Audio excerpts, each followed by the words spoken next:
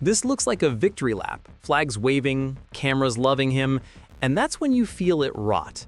People cheer because they think this is strength, not realizing the performance just slipped in public. A hero stops pretending here, and nobody blinks, which tells you everything about this world.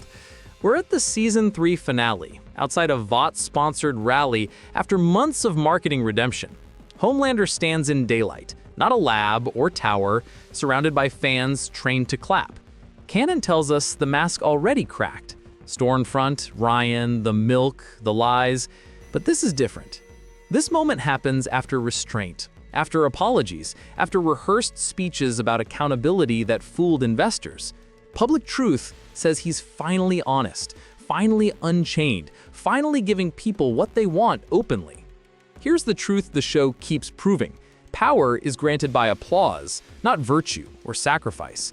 Violence isn't a failure here. It's a feature that stabilizes the brand when tested publicly. Image outranks morality, because cameras forgive anything, and consequences evaporate under loyal noise every time. Nothing about this was earned. It was curated, ensured, focus-tested, and protected by contracts alone today. Rewatch the smile as the crowd roars. This isn't confidence, it's confirmation of permission granted. Listen to the silence before the act. This isn't protection, it's permission settling in plain sight. The laser isn't rage, it's entitlement, discovering there's no referee left in the stadium tonight. Every cheer rewrites the past, turning previous atrocities into proof of authenticity for them now. This isn't bravery. It's the market responding exactly as designed by Vought leadership everywhere else. Private cruelty and public adoration finally merge, and the separation that kept hope alive collapses.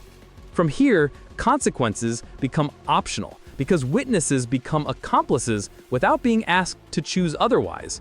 You can't unsee this scene once it clicks, because it explains every compromise that follows. From this point on, restraint is cosmetic, a suggestion ignored whenever noise guarantees immunity afterward. Watch how quickly lines disappear once punishment becomes theoretical instead of personal. Vought doesn't intervene because the data says intervention loses votes, sponsors, and control. The Seven stop being a team here and become a shield, absorbing blame while the center grows louder. Ryan watching matters, because this is how inheritance works in this universe. Power teaches faster than parents, and it never explains consequences that don't exist. What follows isn't escalation. It's consistency finally revealed without filters. Every later threat, every dead civilian, every smirk traces back to this permission granted. Hope doesn't explode here. It thins out, evaporates, and leaves nothing solid behind. The marketed hero keeps smiling for cameras, but the real person stops checking reflections. That split never closes again, because there's no incentive to pretend once worship replaces fear. Season 4 only confirms it. Accountability was always optional, selectively enforced, and endlessly postponed. This guarantees more violence, not because he's unstable, but because stability rewards it reliably. The system adapts around the monster, adjusting laws, language, and outrage cycles to fit him. You keep waiting for a line too far, but the line moved when you clapped.